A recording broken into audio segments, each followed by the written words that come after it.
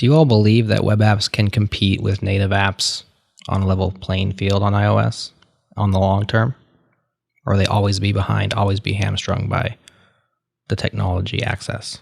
We love both native apps and web apps. I mean, that's why we have such a talented Safari team, really good sized team that's comes in every day trying to build the best web experience possible for our users. And it's why we do things like add amazing extension support, try to support the key standards out there on the web, build a browser that delivers great performance so users want to use the web more. And so I think that developers can build great web apps. And certainly our users are using them because, we hear from them that they spend a lot of time in Safari browsing the web, using web apps.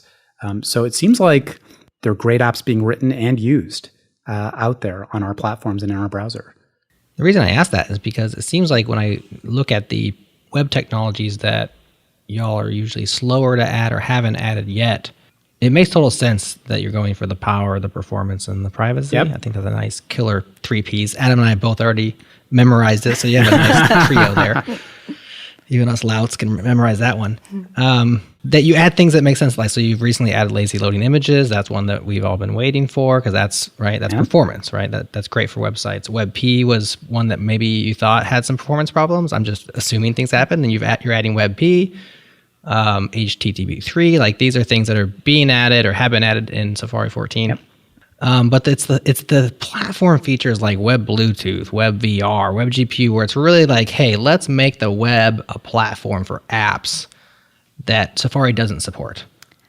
And I think a cynical black box view of that, and I've seen it expressed out there as well, because you guys are not incentivized to do that because you have this native app platform, and that would compete with your native app platform.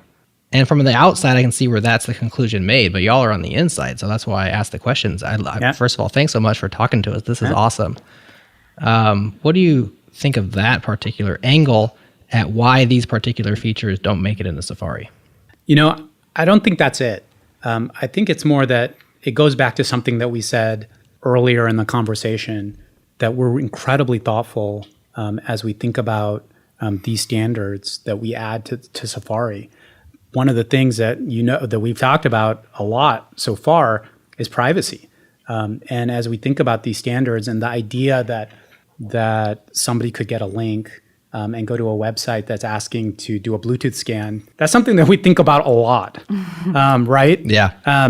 And that's our job, to protect our users and to think about privacy and to think about all the potential uses of these standards. And so we're going to continue to be really thoughtful about what we add to Safari, and we're going to always continue to put the user first as we think about these things. Yeah, and I think one way to think about it too is that, like, a difference between the web and apps is that the web, you can stumble anywhere by accident, and we want that to be a safe place for you to end up. You can mistype a URL, somebody can send you a link and you don't know where it's pointing. With apps, if you've gone out of your way to download it, then there's maybe a little bit more intention behind it. So the fact that it definitely is scanning for Bluetooth, maybe more thought got put into that.